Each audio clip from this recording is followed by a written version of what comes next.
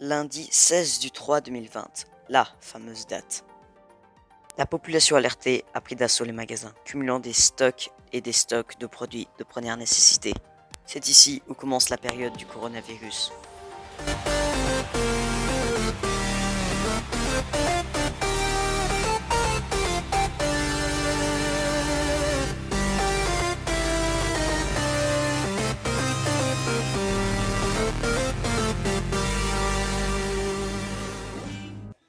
C'est assez dingue de se dire que dès que la population a su que les magasins allaient fermer, tout le monde est allé faire des réserves comme si c'était l'apocalypse. Quoique. Un défilé incessant de chariots. D'habitude plutôt calme un vendredi matin, le parking de cette grande surface ne désemplit pas. Les clients sont nombreux à repartir avec les courses de plusieurs semaines. Ce qui est vraiment embêtant, c'est qu'on est 5 dans ma famille qui consommons beaucoup de papier toilette. Parce qu'avec 5 personnes, c'est clair que tu consommes beaucoup de papier toilette parce qu'il y a tout le monde. Donc on a dû chercher dans tous les magasins pour en trouver. C'est-à-dire même pas pour faire des stocks, parce qu'on en avait besoin nous-mêmes, parce qu'on en avait plus. Et vu que tout le monde allait chercher du papier toilette, et ben on en avait plus pour nous.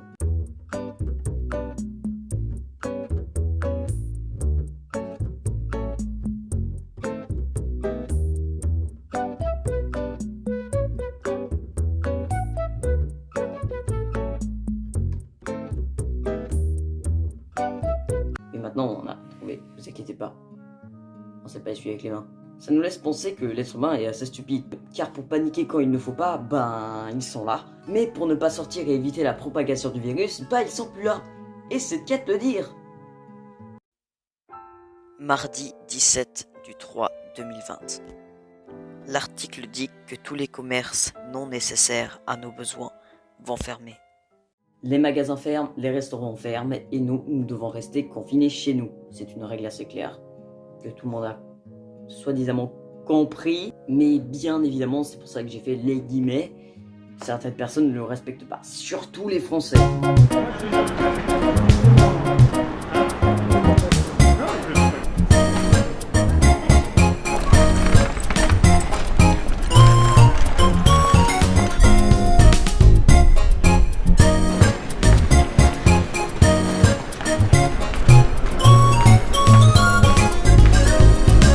Même si la plupart des personnes n'en avaient rien à faire, la majorité des personnes sont restées confinées chez eux et ont suivi les règles correctement.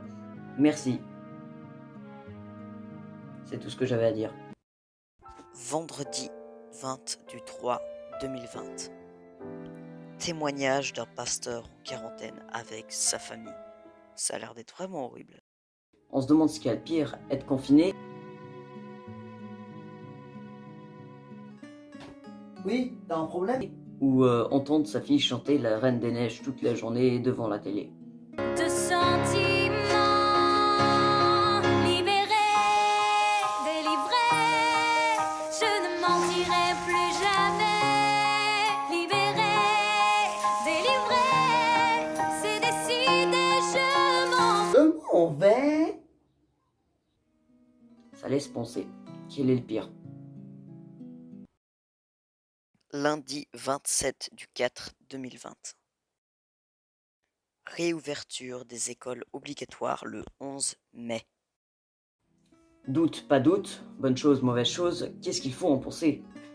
D'après mon avis, l'école est importante pour nous, est importante pour notre scolarité et tout ça, mais est-ce que ça justifie vraiment sa réouverture?